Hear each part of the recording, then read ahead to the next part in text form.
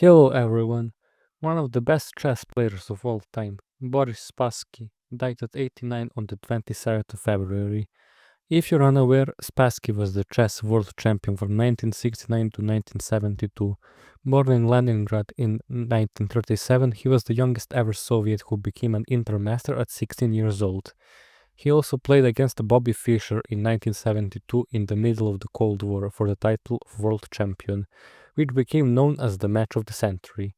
The game we're looking at here was played between Spassky and Viktor Korchnoi, and the winner would go on to challenge the, at the time, world champion Tigran Petrosyan.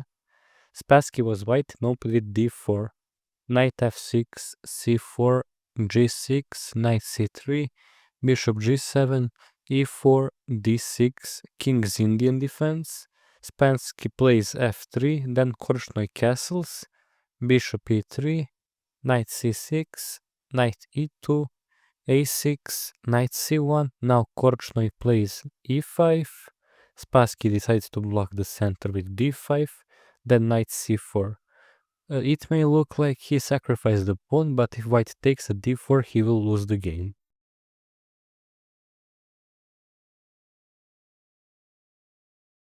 Here it doesn't matter if white takes the pawn or not. If he does, knight d4 is a direct loss, an exposed attack on the queen. If white doesn't want to lose his queen, he has to take the e4 knight, and then black would play rook e8 and bind the queen like so.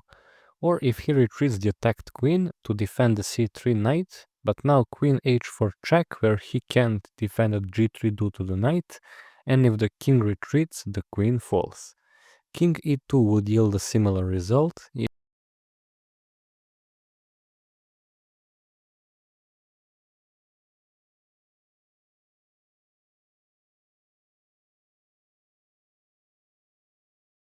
If he moves the queen to g1, for example, now black won't play h4, but instead he would take the knight and the rook falls.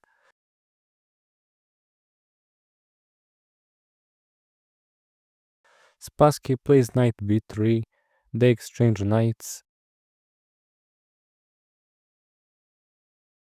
c5, en passant at c5, and black takes again. Spassky then plays a kingside castle to attack on the h-line and the d6 pawn. Bishop e6, queen a3 to attack the d6 pawn twice, knight e8 to defend it twice, h4, f6, and now c5, attacking the d6 pawn for the third time. Korchnoi plays rook f7. If white takes here, he plays bishop f8 to return the pawn. Spassky plays queen a4 to move the queen from that bind and attacking the c6 pawn, and queen c7 defends it. Bishop c4, they exchange bishops. Bishop f8, h5, c5, g6, g6, and now queen e6. Threatening to mate on the now open h-line, Korchnoi immediately plays rook d8 to prevent it. They exchange rooks. Rook d1 with tempo, queen retreats to e7, then queen c6. The material is equal, but the a6 pawn hangs. Knight c7 defends the attacked pawn, queen b6, king g7, and knight d5 with tempo, attacking the queen who moves to e6. Bishop c5, who Korchnoi takes back, queen takes c5, then knight b5, queen e3, queen c6 check, king to b1, knight d4, rook c1 attacking the queen with tempo, queen b5, now knight c7 with tempo, Korchnoi plays queen e2, and now a brilliant move from Boris Spassky. Knight e6 check. Black can't take it because he loses a queen. If black moves the king to g8, next is rook c8 check. Black has to move the king, then they exchange queens and rook a8, another pawn less for black. Korchnoi plays king h7 instead. And now a beautiful sacrifice with queen h6.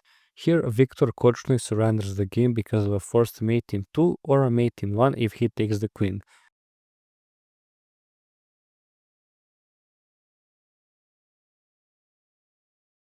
If he goes to g8, it's a quick mate.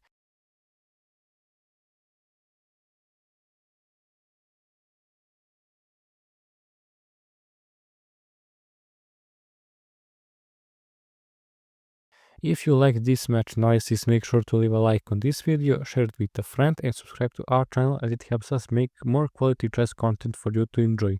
Have a nice day and see you in the next one.